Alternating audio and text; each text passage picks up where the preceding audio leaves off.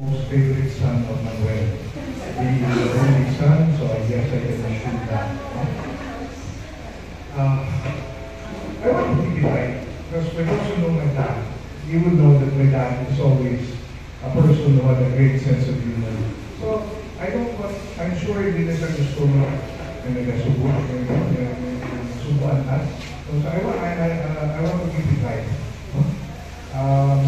My dad, I listened to Father Joey. No, and by the way, before anything, I would like to thank Father Joey. No? I was always taught that in giving, it is always more meaningful if you give while sacrificing a little bit of yourself. And I just found out that Father Joey really missed the big affair event with San Carlos, so he could be here with us. So can you give him a round of applause? I guess that's Daddy. Daddy, nakadawin mo. When that sense of humor can really be bizarre sometimes. As a case in point, I remember a story, some pagkapatay ni Lolita. How you don't know this story because nang napatay sa hinahayat si Lolita, ito is Daddy, you know, with about sa sagwa. And I knew this because I got a call from my dad sa Liminda, parang sa rito sa sulod, sa Romillos. Kaya rin ka alinis dito mo ba, narinig ako. Sa may BFD, alinis. So, kaya mo ko rin. So, ako kami ko sa sagwa. Dito ba, I'm sure some of you know, he is no longer also with us. Huwag dali na sa dali na subungan siya. So, while we were there, wala mo pa yung Daddy. Imagine, we were in a wait, ara sa kahay, ara sa ara ng saya. Wala mo lang mo siya, he cracked this joke about isa kami ba sa nagulog noong time, no? Na may gawa sila kakostulan, tapos ang isang nila patay, ginalangin siya wapo, hindi ang mahal doon ng Amerikana sa asawa. Dark blue, I mean navy blue, and then, so itong isa ko yan, simpler suit nga itong karoon pinagsala mga puno ng ibang sa mato. At yung mga ko hindi na mahal doon, nabutang yung isa kayo sa dollar. So pagkabot sa asawa, disipin mo naman, so sa akin, ipatawag ang manager, kung hindi ko na naniya pag-ilisan. So kung na-expect nyo mag-ilisan nila in 20 minutes, ako sa road kayo na I will sue you if you can change that in 30 minutes. Hindi lalain ng manager, para tawagin ko yung balsa mo doon. Hindi na doon mo yun. Why ko na po, mo, basta in 30 minutes, you switch the suits. Kaya kung hindi, ganun ako sa lanta.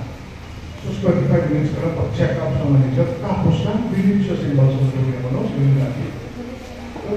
Grabe yung pag-praise sa asawa sa mga mula, yung pakakasang lihit, bilhin mo ito ang manager, tawagin pa siya doon.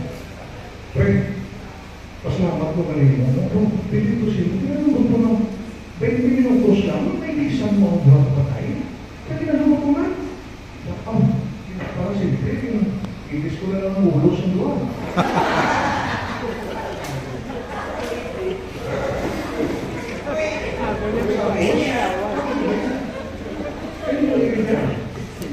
That's my God. That's a bizarre my God. I'm glad I got my dad's sense of humor. I'm happy that I got my dad's sense of humor. But I'm happier still that I got my mom's good looks. Because I cannot imagine a life where I got my mom's sense of humor and my dad's looks. No, Daddy was in this world for 88 years. But he was with my mom for 57 years. And the only thing I can say to my mom for 57 years is, mo sa pagbunan ng naman.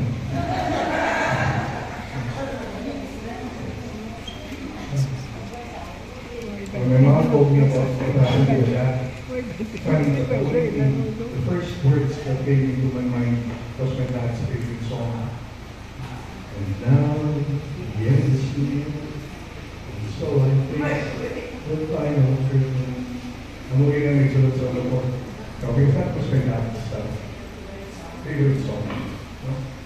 And actually so, he lived life in his own terms. Hindi ko ganit, may dad. more than material possessions, his legacy to us was his devotion and love for his family. He was always with us. One time I can remember I was talking to mom, and saying, Mommy, ang ulan lang si daddy mo, provide ko yung pinagin ko kaya he was always there for us whenever we needed him. Taught me tennis at the age of 5, taught me a lot of things. Daddy, I am taking a salesman, my dad was a salesman, so am I.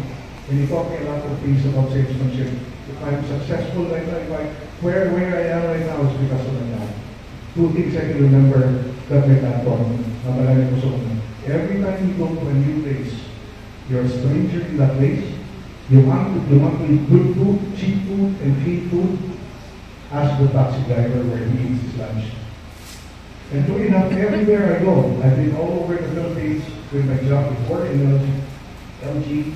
Wherever I go, if I'm new there, I will talk to a taxi driver, oftentimes asking the taxi driver to come with me, and I will bring you to lunch or dinner. And true enough, I will find the best places to eat clean and cheap by asking the taxi driver. I learned that from my dad. Also, one of the most beautiful things my dad taught me, I was in high school, I can remember that. He gave me the gift of contentment. Took me aside one time and he said, let me tell you this, Kevin. He quoted this phrase, and he said, he told me, he said, I cried because I had no watch until I found a man who had no hands. I cried because I had no shoes until I found a man who had no feet. So sabihin sa akin, remember that. Success and satisfaction can only be achieved if you are contented with what you have. So, ang uginang isa na learnings na nagawa ko kita. So today, I don't want to mourn Dad's death, rather I would like to celebrate his life. And I would like to thank everybody who came from my dad's side of the family and from my mom's side of the family, especially to Tita Millet, mom's brothers and sisters, Tita Millet, and Tito Lucius and Tita Linda. They have done so much in terms of preparation. I'm from Cebu, so I wasn't able to come immediately. So they have helped Mom and my sister Rani, who is here, with all the preparations. So of course, Tito Boy and Tita Beth, who came all the way from David, just to be here with us and to celebrate that slide with us. And of course, Tita Tina. Tita Tina has been so helpful and I'm so grateful for all the things that you have done for my dad, my mom. And Bitoris, I will be calling Bitoris, but last Thursday, I was in a video conference with Bitoris and he told me, kung kinahanglan ka mo pagit pabalagan ko, I will take care of you. And he came through. He came through, and I'm Bitoris for doing that. So, hindi na lang po magtugay, diba siya tinggal ko ni Padre, mas tugay pagpalik ko sa Syria na siya noon. So, thank you so much on behalf of my mom and my sisters. Mom, pa naman? On behalf of my mom and my sisters and my whole family, my brother-in-law Orik, my brother-in-law RJ, who have children, we would like to express our sincere gratitude to everybody who came to celebrate the life of my dad. I can see Manny over there, man. Thank you again, man. Tokayo ko, his dad was my dad's best friend also. Drinking buddy, tennis partner. I'm so happy.